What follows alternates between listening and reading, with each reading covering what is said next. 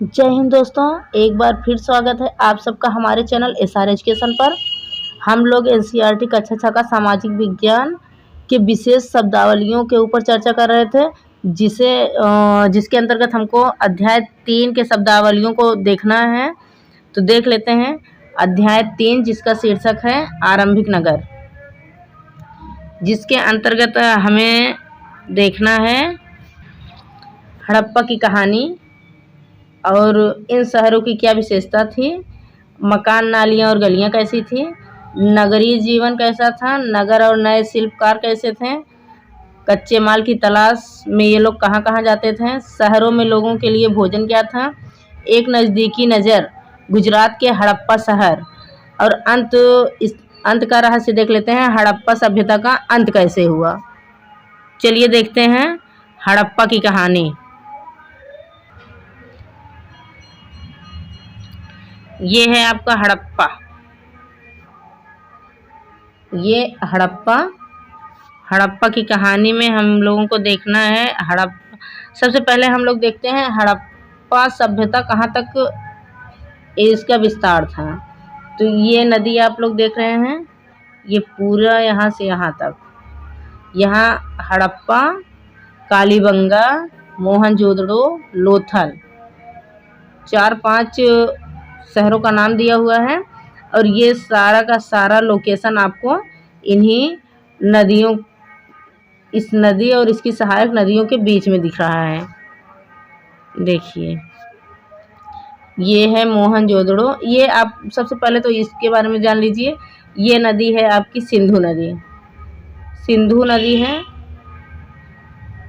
और ये इसकी सहायक नदियाँ, 5 सहायक नदियों के बारे में बताए थे आपको।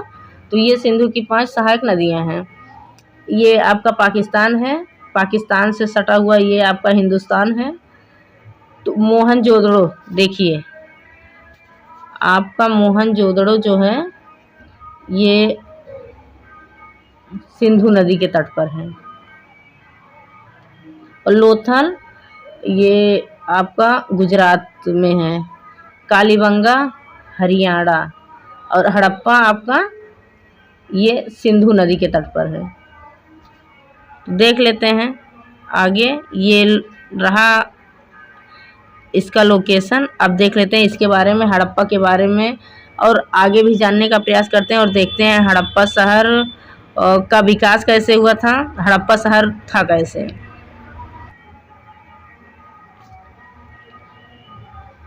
लगभग ये 150 साल पहले पंजाब में रेलवे लाइनें बिछाई गई। जब बिछाई जा रही थी तो उसके अंतर्गत रेलवे लाइनें बिछाई जा रही थी। तो रेलवे लाइनों में जितने कारीगर इसको बिछाने में लगे थे, वो उन सब के पास ईंटों की कमी हो गई थी, ईंट उनके पास शेष नहीं बचा था। तो बगल से देखे वो लोग, कुछ ईंटें उन्हें दिखाई दिया। तो ये जो कारीगर थे यहाँ से ईंटों को निकाल कर यहाँ लगाना शुरू कर दिए, यहाँ से ईंटें निकालते थे, यहाँ लगाना शुरू कर दिए। उसके बाद जब इनका इंजीनियर आया तो ये इस पर रोक लगा दिए कि यहाँ से ईंटें आप मत निकालो। और बाद में पुरातत्वविद इसकी खुदाई किए तो यहाँ से पूरा का पूरा शहर ही निकल कर सामने आया। उसी को नाम दिया गया हड़प्पा। जगह का नाम हड़प्पा था, तो इसको हड़प्पा सभ्यता का नाम दिया गया। उसके बाद ये सिंधु नदी के तट पर थी, तो इसे सिंधु सभ्यता के नाम से भी जाना जाता है। और उसी क्रम में 80 साल पहले पुरातत्वविदों ने इस स्थल को ढूंढा था। इसकी खुदाई 80 साल पहले, लगभग 80 साल पहले किया था। और ये शहर उपमहाद्वीपों का सबसे पुराना शहर है। सबसे पुराने शहरों में ये है, ये हड़प्पा शहर।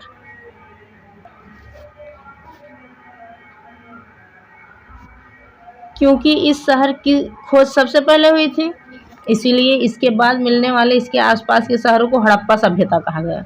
ये जो हड़प्पा नामक शहर था, यहाँ की खोज सबसे पहले हुई थी, तो इसको हड़प्पा सभ्यता कहा गया। और इसके फिर धीरे धीरे इसके अगल बगल के क्षेत्रों को की खुदाई की गई, तो वहाँ से भी पूरा का पूरा शहर ही निकलकर सामने आ गया। तो पूरे क्षेत्रों को हड़प्पा सभ्यता का नाम दे दिया गया। इन शहरों का निर्माण 4700 वर्ष पहले हुआ है। हड़प्पा सभ्यता का कार्यकाल कब था? 4700 साल पहले। इनका निर्माण लगभग 4700 साल पहले हुआ था। इन शहरों की विशेषता के बारे में देख लेते हैं। इन शहरों की क्या विशेषता थी? इन शहरों की विशेषता ये देखिए, ये पूरा का पूरा शहर ही निकल कर सामने आ गया। ये देख लीजिए, फिर विशेषता के बारे में पढ़ते हैं। ये पूरा का पूरा हड़प्पा सभ्यता है। तो हड़प्पा सभ्यता का इमेज आप लोग देख लिए हैं। इन शहरों की विशेषता क्या थी इसके बारे में पढ़ते हैं। तो पश्चिमी भाग ऊंचा पर छोटा होता था। नगर दुर्ग, जैसे ये एक पश्चिमी भाग है, ये ऊंचा होता था और छोटा होता था पूर्वी भाग की अपेक्षा। जैसे ये हो गया आपका पूर्वी भाग, अगर ऐसे डायरेक्शन बनाएंगे तो ये पूर्वी भाग हो गया और ये पश्चिमी भाग। तो पश्चिमी भाग ऊंचा पर छोटा था, ये बहुत ऊंचाई पर था लेकिन छोटा था, और ये नीचे की तरफ था और बड़ा था। नगर दुर्ग से पूरी तरह से घिरा हुआ था। इसके चारों तरफ ईंट की ऊंची ऊंची दीवारें बनाई जाती थी। नगर दुर्ग बनाया जाता था। पूर्वी भाग निचला हिस्सा बड़ा था, आकार में बड़ा था। निचले नगर के नाम से इसको पूर्वी भाग को जाना जाता है, और ऊंचा पर छोटा पश्चिमी भाग को कहा। नगर दुर्ग से निर्मित था तो पश्चिमी भाग। यहाँ चारों तरफ इसका घेराव किया गया था, ऊंची ऊंची दीवारों से इसका घेराव किया गया था। और दोनों हिस्सों की चहारदीवारी पक्की ईंटों से बनाई जाती थी। दोनों हिस्सों की चहारदीवारी यानी वही जो बाउंड्री बनाई जाती है, जो नगर दुर्ग बनाया जाता है, पक्की ईंटों से बनाई जाती है। ये मोहनजोदड़ो है, देखिए वहीं से मोहनजोदड़ो भी मिला था। तो खास तालाब, मोहनजोदड़ो का एक खास तालाब है, यहाँ पानी भरा जाता है, एक तालाब है। ईंटों और प्लास्टर से बना है, ये देखिए ईंटों और प्लास्टर से बना है, तथा प्लास्टर के ऊपर चारकोल की परत चढ़ाई गई है। प्लास्टर के ऊपर भी चारकोल की परत चढ़ाई गई है। और आपको कालीबंगा मिला था और लोथल। तो कालीबंगा और लोथल से अग्निकुंड मिले हैं। कालीबंगा और लोथल से अग्निकुंड मिले हैं। जो हवन ववन करने वाला अग्निकुंड होता है, कालीबंगा और लोथल से मिले हैं। भंडार गृह लोथल, कालीबंगा और हड़प्पा से मिले हैं। 3 जगहों से भंडार गृह यानी जहाँ अनाजों को इकट्ठा करके रखा जाता था, तो 3 जगहों से मिले हैं। लोथल से भी मिले हैं। लोथल एक बंदरगाह भी था। लोथल एक बंदरगाह है जो गुजरात में था। और कालीबंगा और हड़प्पा तीनों जगह से भंडार गृह मिले हैं। भंडार गृह का साक्ष्य मिला है। अब हम देख लेते हैं मकान और नालियाँ।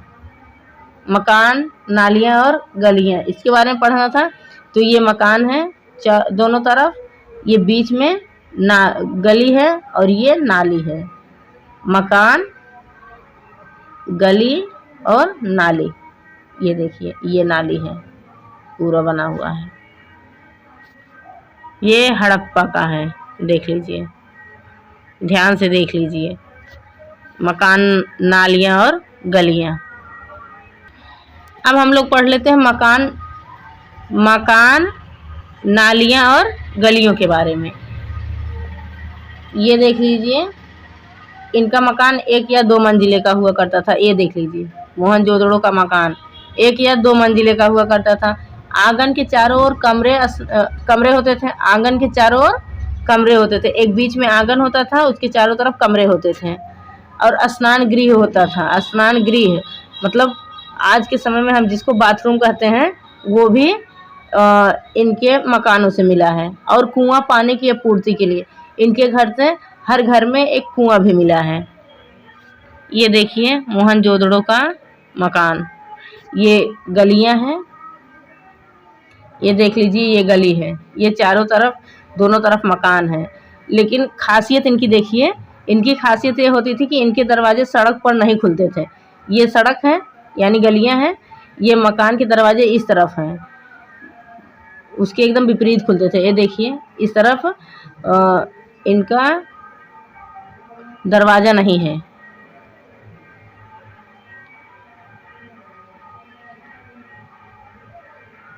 और इनकी नालियों की विशेषता थी, तो नाले हमेशा ढके हुए होते थे।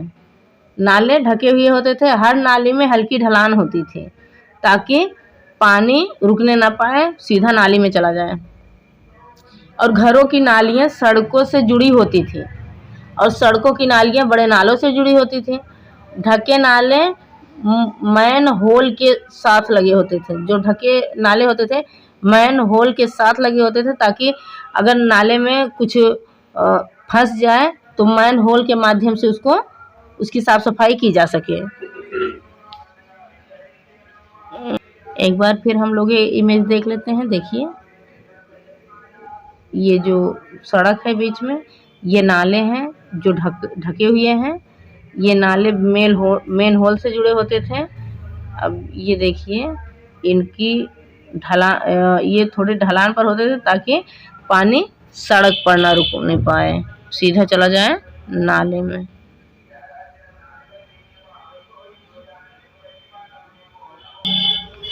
अब देख लेते हैं इनका नगरीय जीवन कैसा था। ये है नगरीय जीवन, देख लीजिए कुछ तौल रहा है। तो नगरीय जीवन कैसा था, एक बार इमेज देख लीजिए, उसके बाद हम दिखाते हैं, इसके बारे में पढ़ते हैं हम लोग नगरीय जीवन कैसा था इनका।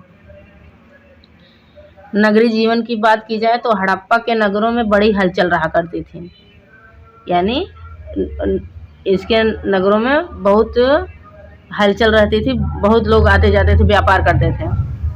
कुछ लोग नगर की खास इमारतें बनाने की योजना में जुटे रहते थे, जो संभवतः यहाँ के शासक थे। जो शासक थे वो हमेशा खास इमारतें बनाने की योजना में जुटे रहते थे, किस तरह से इमारतें बनाई जाए।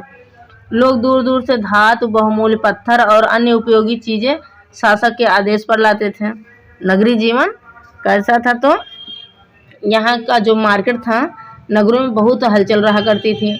कुछ लोग नगर की खास इमारतें बनाने में की योजना में जुटे रहते थे, जो वहाँ के शासक थे। और बहुत से लोग दूर दूर से आते थे, धातु, बहुमूल्य पत्थर और अन्य उपयोगी चीज़ शासक को देने आते थे। और आगे लिपिक मुहरों पर लिखते थे। लिपिक जो होते थे वो मुहरों पर लिखते थे। शिल्पकार स्त्री पुरुष अपने घरों या किसी उद्योग स्थल पर तरह तरह की चीज़ें बनाते थे। ये शिल्पकार क्या करते थे, ये शिल्पकार अपने घरों में या फिर किसी उस उद्योग स्थल पर तरह तरह की चीज़ें बनाते थे। और आगे देख लेते हैं नगर और नए शिल्प। देखिए ये है शिल्प, नगर और शिल्प। ये देखिए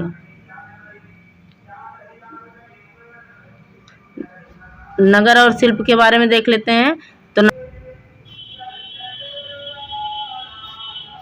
हम लोग देख लेते हैं नगर और नए शिल्प। तो नगर और नए शिल्प में पुरातत्वविदों को चीज़ें मिली है वहाँ से, उनमें अधिकतर उनको पत्थर मिला है, शंख, तांबा और कांसा, सोना, चांदी, अनेक धातुएं मिली हैं। तांबा और कांसा का प्रयोग वो लोग औजार बनाने, हथियार बनाने, गहने और बर्तन बनाने में करते थे। सोने और चांदी का प्रयोग वो लोग गहने और बर्तन बनाने में करते थे। आगे देखते हैं सबसे आकर्षक वस्तु जो होती थी। तो सबसे आकर्षक वस्तुओं में मनके, बाट और फलक होते थे। आयताकार पत्थर की मुहरों पर सामान्यतः जानवरों के चित्र मिलते हैं। आयताकार पत्थरों की मुहरों पर जो उनका पैसा होता था, मुहर होता था, उन पर सामान्यतः जानवरों के चित्र मिलते हैं। हड़प्पा सभ्यता के लोग काले रंग से डिजाइन करते थे। वो लोग काले रंग से डिजाइन करते थे। हड़प्पा सभ्यता के लोग काले रंग से डिजाइन किए हुए खूबसूरत लाल मिट्टी के बर्तन बनाते थे। मिट्टी का बर्तन बनाते थे। मिट्टी का बर्तन पकने के बाद लाल हो जाता है, उस पर काले रंग की डिजाइनिंग करते थे, जो बहुत खूबसूरत लगता था। ये लोग कपड़े का इस्तेमाल करते थे। ये देखिए एक योगी की मूर्ति है, ये कपड़ा पहने हुए है और इसमें ये फूलदार हैं, मतलब इसमें इस कपड़े में डिजाइनिंग की हुई है। देखिए डिजाइनिंग की हुई है। तो देख लेते हैं इनका कपड़े का इस्तेमाल करने का तरीका कैसे था। तो संभवतः ये 7000 साल पहले मेहरगढ़ में कपास की खेती होती थी। बताइए 7000 साल पहले मेहरगढ़ में, मेहरगढ़ जो कि आपका मेहरगढ़ पाकिस्तान में है, मेहरगढ़ पाकिस्तान में है, वहाँ 7000 साल पहले कपास की खेती होती थी। मोहनजोदड़ो से कपड़े के टुकड़े के अवशेष मिले हैं जो एक चांदी के फूलदान के ढक्कन तथा कुछ अन्य तांबे की वस्तुओं से चिपके हुए मिले थे। ये चांदी का फूलदान था, उसके ढक्कन, उसका ढक्कन जो चांदी का फूलदान था उसका ढक्कन तथा कुछ अन्य वस्तुएं जैसे तांबे की वस्तुओं से चिपके हुए मिले थे। पक्की ईंटों तथा फेयंस से बनी तकलियां सूत कताई का संकेत देती थी। तकली भी मिला है जो पकी हुई ईंटों से या फेयंस से बना होता था, जिससे यह माना जाता है कि इन तकलियों से सूत काटा जाता रहा होगा। उस समय वो लोग सूत काटते होंगे इन तकलियों से। अब हम लोग देख लेते हैं फेयंस क्या है। फेयंस शब्द हम लोगों को मिला, तो फेयंस क्या है? पत्थर और शंख प्राकृतिक तौर पर पाए जाते हैं, लेकिन फेयंस का कृत्रिम रूप से तैयार किया जाता है। फेयंस को कृत्रिम रूप से, पत्थर और शंख तो हमको प्राकृतिक रूप से मिल जाते हैं, जबकि फेयंस हम तकलियां बनाने में फेयंस का प्रयोग किए थे वो लोग ना, तो फेयंस को कृत्रिम रूप से तैयार किया जाता है। बालू या स्फटिक पत्थरों के चूर्ण को गोंद में मिलाकर उनसे वस्तुएं बनाई जाती थी। उसके बाद उन वस्तुओं पर एक चिकनी परत चढ़ाई जाती थी। इस चिकनी परत के रंग प्रायः नीले या हल्के समुद्री रंग के होते थे। फेयंस से मनके, चूड़ियाँ, बाले और छोटे बर्तन बनाए जाते थे। देखिए ये किस तरह से बनाए जाते थे, तो कृत्रिम रूप से किस तरह से बनाए जाते थे, तो ये लोग बालू और स्फटिक पत्थरों का चूर्ण ले लेते थे, जिसको गोंद में मिला लेते थे। उसके बाद उनसे ये वस्तुएं बनाते थे, फेयंस बनाते थे, उससे वस्तुएं बनाते थे। अब इस पर भी ये चिकनी परत के प्रायः नीले या हरे समुद्री रंग का परत चढ़ा देते थे। फिर फेयंस से मनके, चूड़ी, बाला या छोटे बर्तन जो भी बनाए, ये लोग तब बनाना शुरू करते थे। हम लोगों को आगे पढ़ना था कच्चे माल की खोज। कच्चे माल की खोज में तो हड़प्पा में लोगों को कई चीज़ें वहीं मिलती थी, अपने आसपास ही मिल जाता था, लेकिन तांबा, लोहा, सोना, चांदी और बहुमूल्य पत्थरों जैसे पदार्थों को वो दूर दूर से आयात करते थे, यानी दूर देशों से मंगाते थे, आयात करते थे।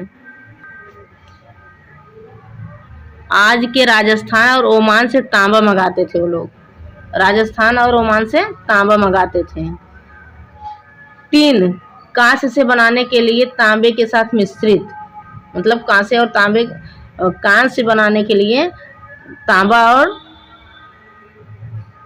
टीने का मिश्रण किया जाता था ना, तब इससे कांसा तैयार किया जाता था। तो कांसा को बनाने के लिए ये लोग जो टिन मंगाते थे, ये अफगानिस्तान और ईरान से मंगाते थे।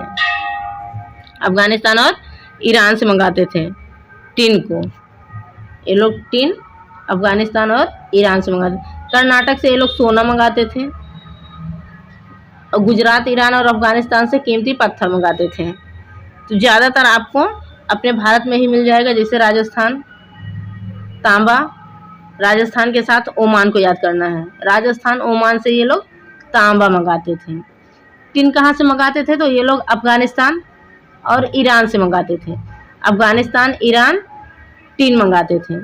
कर्नाटक से सोना मंगाते थे, सोना अपने कर्नाटक में ही हो जाता था।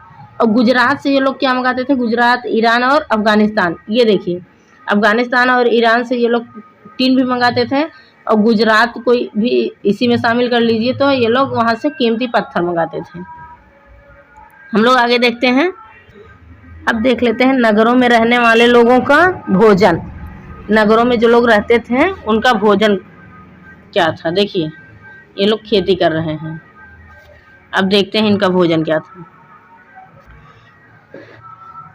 नगरों में रहने वालों के लिए भोजन तो किसान और चरवाहे ही, शहरों में रहने वाले शासकों कौन भोजन का माध्यम बन रहा था, तो किसान और चरवाहे शहरों में जो लोग रहते थे, शासकों, लेखकों और दस्तकारों को खाने का सामान देते थे, किसान और चरवाहे। पौधों के अवशेषों से पता चलता है कि हड़प्पा के लोग गेहूं, जौ, दालें, मटर, धान, तिल और सरसों उगाया करते थे। यहाँ से किस चीज़ का साक्ष्य मिला है? गेहूं, जौ, दाल, मटर, धान, तिल और सरसों। हड़प्पा वासी इन सबको उगाया करते थे अपने खेतों में। उगाने से पहले ये लोग जमीन की जुताई के लिए हल का प्रयोग करते थे, लेकिन जमीन की जुताई के लिए जिस हल का प्रयोग करते थे, ये एक नई बात है।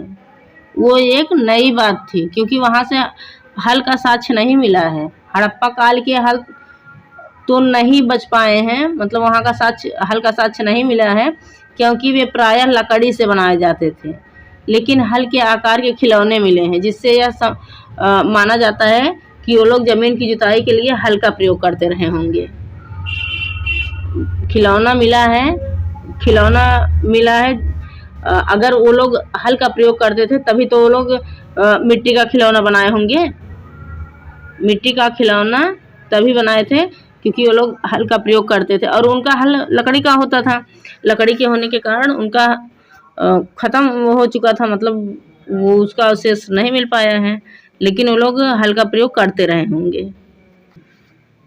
इस क्षेत्र में बारिश कम होती है, यानी हड़प्पा में बारिश कम होती है, इसलिए सिंचाई के लिए लोगों ने कुछ तरीके अपनाए होंगे। संभवतः पानी का संचयन किया जाता होगा, और ज़रूरत पड़ने पर उससे फसलों की सिंचाई, वो लोग डैम बनाते थे, बहुत बड़े बड़े डैम बनाते थे। तो डैम के माध्यम से वो लोग पानी का संचय करते थे, और ज़रूरत पड़ने पर इसी डैम से फसलों की सिंचाई किया करते थे। हड़प्पा के लोग गाय, भैंस, भेड़ और बकरियां पालते थे। हड़प्पा के लोग गाय का साक्ष्य मिला है, भैंस, भेड़ और बकरियां पालते थे। बस्तियों के आसपास तालाब और चारागाह होते थे, लेकिन सूखे महीनों में मवेशियों के झुंडों को चारा पानी की तलाश में दूर दूर जाना पड़ता था। जो मवेशी होते थे, पशुपालक होते थे, वो जो पशु होते थे, मवेशियों के झुंडों को चारा पानी की तलाश में दूर दूर तक ले जाया जाता था। वे बेर जैसे फलों को इकट्ठा करते थे, मछलियां पकड़ते थे और हिरण जैसे जानवरों का शिकार भी करते थे। हड़प्पावासी बेर जैसे फलों को इकट्ठा करते थे, मछलियां पकड़ते थे और हिरण जैसे जानवरों का शिकार भी किया करते थे। ये गुजरात में हड़प्पाकालीन नगर का सूक्ष्म निरीक्षण, ये देखिए हड़प्पाकालीन नगर दिया हुआ है, इसका निरीक्षण कीजिए। सूक्ष्म निरीक्षण, हड़प्पाकालीन नगर जो कि गुजरात में स्थित है। इसमें सबसे पहले है धौलावीरा। धौलावीरा को हम लोग देख लेते हैं। तो धौलावीरा कच्छ के इलाकों में खादिर बेद के किनारे। कच्छ का इलाका कहाँ है? गुजरात में कच्छ है, तो कच्छ के इलाके में खादिर बेद के किनारे धौलावीरा नामक शहर बसा था। खादिर बेद, वहाँ साफ पानी मिलता था और ज़मीन उपजाऊ थी। धौलावीरा की खासियत थी, वहाँ की ज़मीन उपजाऊ थी और पानी साफ था। और धौलावीरा का एक कच्छ के इलाके में खादिर बेत नदी थी, उसके किनारे धौलावीरा नगर बसा था। और दूसरी खासियत थी, धौलावीरा नगर को 3 भागों में बांटा गया था। इसके हर हिस्से के चारों ओर पत्थर की ऊंची दीवारें बनाई गई थी। इसके अंदर जाने के लिए बड़े बड़े प्रवेश द्वार होते थे, यानी हम कह सकते हैं किला बनाया गया था। चारों तरफ चहरदीवारी बनाई गई थी और अंदर जाने के लिए बड़े बड़े प्रवेश द्वार हुआ करते थे। और ये 3 हिस्सों में विभाजित था, 3 हिस्सों में बांटा गया था। तीनों हिस्सों के चारों ओर ऊंची ऊंची दीवारें बनाई गई थी। इस नगर में एक खुला मैदान भी था जहां सार्वजनिक कार्यक्रम आयोजित किया जाता था। धौलावीरा की खासियत, इस नगर में एक खुला मैदान भी था जहां पर सार्वजनिक कार्यक्रम आयोजित किए जाते थे। यहाँ मिले कुछ अवशेषों में हड़प्पा लिपि के बड़े बड़े अक्षरों को पत्थरों में खुदा पाया गया है, यानी स्तंभ लेख हम जिसे कहते हैं, या फिर शिलालेख कह सकते हैं। तो यहाँ से मिले कुछ अवशेषों में हड़प्पा लिपि के बड़े बड़े अक्षरों में, हड़प्पा की जो लिपि थी उसी लिपि में बड़े बड़े अक्षरों में पत्थरों पर खुदा हुआ पाया गया है। इन अभिलेखों को संभवतः लकड़ी में जड़ा गया था। यह एक अनोखा अवशेष था। जो अभिलेख वहाँ से पाए गए थे उसको लकड़ी में जड़ा गया था। यह एक अनोखा अवशेष था है। ये तो था धौलावीरा। अब देख लेते हैं लोथल। लोथल जो गुजरात में है। लोथल हमारा कहाँ है? तो गुजरात में है। गुजरात के खंभात, गुजरात में ही हमारा कच्छ भी था जहाँ से धौलावीरा मिला था। गुजरात की खंभात की खाड़ी में मिलने वाली साबरमती की एक उपनदी के किनारे बसा लोथल नगर ऐसे स्थान पर बसा था जहाँ कीमती पत्थर जैसा कच्चा माल आसानी से मिल जाता था। हम लोग पीछे पढ़े जो कीमती पत्थर होता था ये लोग कहाँ से मंगाते थे? तो ये गुजरात था, ये लोग गुजरात से मंगाते थे। और क्या था? अफगानिस्तान था और ईरान था। अफगानिस्तान और ईरान, इन्हीं 3 जगहों से ये लोग इस पत्थर को मंगाते थे। तो ये गुजरात के खंभात की खाड़ी में मिलने वाली साबरमती, गुजरात का कुछ मैप इस तरह से है। तो खंभात की खाड़ी में मिलने वाली साबरमती इधर से आती है, खंभात की खाड़ी में गिर जाती है। जो उपनदी के किनारे बसा लोथल है, यहीं पर लोथल बसा हुआ है। लोथल नगर ऐसे स्थान पर बसा था जहां कीमती पत्थर जैसे कच्चा माल आसानी से उपलब्ध था। यहाँ पत्थरों, शंखों, धातुओं से बनाई गई चीज़ों का एक महत्वपूर्ण केंद्र था। यहाँ पर एक महत्वपूर्ण केंद्र था जहाँ से पत्थरों, शंखों और धातुओं से चीज़ें बनाई जाती थी। हम लोग आगे देख लेते हैं। इस नगर में एक भंडार गृह भी था। भंडार गृह पीछे हम लोग पढ़े, भंडार गृह भी था।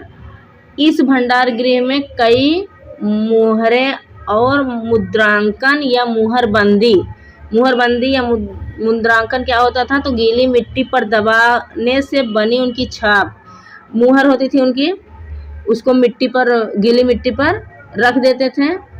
उसी से जब मिट्टी इस पर लग जाती थी मुहर पर उनके, तो जिस चीज़ का व्यापार करते थे उस पर जाकर ये अपनी मुहर का ठप्पा मार देते थे, मुहर मार देते थे, जिससे इनकी मुहरें उस पर छप जाती थी। उसी को कहा जाता था मुहरबंदी। दबाने से उनकी छाप मिले हैं, यानी कि भंडार गृह जो था वहाँ से कई मुहरें मुद्रांकन या मुहरबंदी के लिए बनाए गए थे, उसका भी साक्ष्य मिला है। यहाँ पर एक इमारत मिली है जहाँ संभवतः मनके बनाने का काम होता था। यहाँ से एक इमारत मिली है, कहाँ से? लोथल से एक इमारत मिली है जहाँ से संभवतः मनके बनाए जाते थे। पत्थर के टुकड़े, अधबने मनके बनाने वाले उपकरण और तैयार मनके भी यहाँ से मिले हैं। यहाँ से साक्ष्य मिला है बने मनके का, या फिर पत्थर के टुकड़े का, या फिर मनका बनाने वाला उपकरण और तैयार मनका भी यहाँ से मिला है, उसका भी साक्ष्य यहाँ से मिला है था ये लोथल से। आगे देखते हैं और देखते हैं कि सभ्यता के अंत का रहस्य। इस सभ्यता का अंत कैसे हुआ, इसका क्या रहस्य है, इसके बारे में देख लेते हैं। तो सभ्यता के अंत का रहस्य, ये सभ्यता का अंत हो रहा है, इसके रहस्य के बारे में समझने की कोशिश करते हैं और देखते हैं इसका अंत कैसे हुआ, इसका क्या रहस्य है। सभ्यता के अंत का रहस्य, कुछ लोगों का कहना है कि नदियाँ सूख गई, कुछ लोगों का कहना है कि जंगलों का विनाश होने के कारण हड़प्पा सभ्यता का अंत हुआ, और कुछ लोग कहते हैं कि प्राकृतिक आपदा जैसे बाढ़ आए होंगे, इससे वो लोग डूब गए होंगे, इस वजह से हड़प्पा सभ्यता का अंत हुआ। और कुछ लोगों का कहना है शासकों का नियंत्रण समाप्त हो गया था, इसलिए इनका अंत हुआ। और कुछ का कहना है नई और छोटी बस्तियों में जाकर ये लोग बस गए थे, इसलिए इस सभ्यता का अंत हो गया। इस तरह से इन लोगों का अलग अलग लोगों का अलग अलग मत है। कुछ का कहना है नदियों के सूखने के कारण, तो कुछ का जंगलों के विनाश का कारण, प्राकृतिक आपदा जैसे बाढ़ का कारण, शासकों का नियंत्रण समाप्त हो गया था इस कारण, या फिर नई और छोटी बस्तियों में जाकर ये लोग बस गए थे इस कारण इस सभ्यता का अंत हुआ। तो इसी के साथ इस वीडियो का भी अंत होता है और ये वीडियो यहीं पर समाप्त होता है। अगर वीडियो आपको अच्छी लगी हो तो प्लीज़